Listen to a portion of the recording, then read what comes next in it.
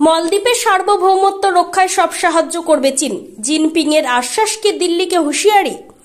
5 দিনের চীন সফরে তৃতীয় দিনে মলদ্বীপের প্রেসিডেন্ট মোহাম্মদ মুইজ্জু বুধবার শি জিনপিং এর সঙ্গে রাজধানী বেজিং এ বৈঠক করেন। সেখানে চীনকে পুরনো বন্ধু এবং ঘনিষ্ঠতম সহযোগী বলেন তিনি। প্রধানমন্ত্রী নরেন্দ্র মোদী সম্পর্কে অবমাননাকর মন্তব্যের জেরে নয়াদিল্লি মালে টানাপোড়েনের আবহে এবার সক্রিয় বেজিং। চীনা প্রেসিডেন্ট শি জিনপিং সে দেশ সফররত মলদ্বীপের প্রেসিডেন্ট মোহাম্মদ মুইজ্জুকে আশ্বাস দিয়েছেন প্রশান্ত মহাসাগরীয় দ্বীপ রাষ্ট্রের সার্বভৌমত্ব রক্ষায় সর্বতোভাবে সহায়তা করা হবে। কমিউনিস্ট পার্টি শাসিত একদলীয় চীনের সরকারি সংবাদ মাধ্যম গ্লোবাল টাইমসে বৃহস্পতিবার প্রকাশিত এক প্রতিবেদনে এই কথা জানানো হয়েছে। 5 দিনের চীন সফরে তৃতীয় দিনে বুধবার জিনপিং এর সঙ্গে রাজধানী বেজিং এ বৈঠক করেন মুইজ্জু।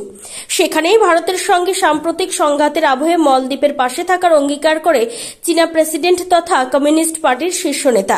তাৎপর্যপূর্ণভাবে এই বৈঠকেই বেজিংকে তাদের পুরনো বন্ধু এবং ঘনিষ্ঠতম সহযোগী বলেন মুইজ্জু। দুই রাষ্ট্রপ্রধানের বৈঠকে দ্বিপাক্ষিক আর্থিক ও বাণিজ্যিক সহযোগিতা সংক্রান্ত কয়েকটি চুক্তি সই হয়েছে বলে চীনের রাষ্ট্রায়ত্ত সংবাদ মাধ্যমটির দাবি। কূটনৈতিক মহলের একাংশ মনে করছে এক্ষেত্রে কার্যত ভারতকে হুঁশিয়ারি দিয়েছে চীন।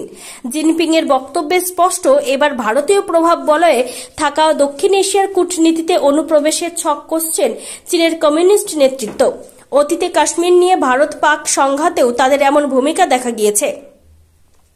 সমাজ মাধ্যমে বয়কট মলদ্বীপের ঠেলা সামলাতে হিমশিম খাচ্ছে ভারতের দক্ষিণ পশ্চিমে ভারত মহাসাগরের দ্বীপ রাষ্ট্র। আগে থেকে মলদ্বীপে ঘুরতে যাওয়ার বিমান হোটেলে টিকিট বুক করে রাখার পরও তা বাতিল করে চলেছেন একের পর এক ভারতীয়। ক্রমে সেই সংখ্যা বেড়েই চলেছে। এই পরিস্থিতিতে চীন সফরে গিয়ে মঙ্গলবার মুইজ্জু চীনা সরকারের এবং সে দেশের বণিক সভার প্রতিনিধিদের কাছে পর্যটক চেয়ে দরবার করেছিলেন। জানিয়েছিলেন করোনা পর্বের আগে চীন ছিল তাদের দেশের সবচেয়ে গুরুত্বপূর্ণ বাণিজ্য সহযোগী। তিনি চান সেই পরিস্থিতি আবার ফিরে আসুক। গত সেপ্টেম্বরে 2 দফায় মলদ্বীপে প্রেসিডেন্ট নির্বাচন হয়েছিল। সেই ভোটে মলদ্বীপ ডেমোক্রেটিক পার্টির নেতা ইব্রাহিম মোহাম্মদ সোলিকে ক্ষমতাচ্যুত করে প্রেসিডেন্টের কুর্সি দখল করেছিলেন মুইজ্জু। সেই ভোট সম্পর্কে ইউরোপীয় ইউনিয়নের পর্যবেক্ষক দল ইউরোপিয়ান ইউনিয়ন ইলেকশন অবজারভেশন মিশনের সাম্প্রতিক রিপোর্টে মুইজ্জু ও তার সহযোগীদের ভারত বিরোধী প্রচারের উল্লেখ রয়েছে। চীনের ইন্ধনে মুইজ্জু শিবির ধারাবাহিকভাবে ভারত বিরোধী কার্যকলাপ চালাচ্ছে বলেও ইঙ্গিত দেওয়া হয়েছে ওই রিপোর্টে। মলদ্বীপের প্রেসিডেন্ট নির্বাচনে জিতে চীনপন্থী নেতা মুইজ্জু দায়িত্ব নেওয়ার পর থেকেই ভারতের বিরুদ্ধে একের পর এক সিদ্ধান্ত নিচ্ছেন, যা নিয়ে নয়াদিল্লি মালে টানাপোড়েন তৈরি হয়েছে। ভারত প্রশান্ত মহাসাগরীয় অঞ্চলে চীনের একাধিপত্যের মোকাবিলা করতে সক্রিয় মোদী সরকার। আমেরিকার নেতৃত্বে গড়া কোয়াডে তারা প্রভাব বৃদ্ধির চেষ্টা করছে, কিন্তু তার আগে সমুদ্র পথ নিয়ে যথেষ্ট উদ্বেগে পড়ছে সাউথ ব্লক।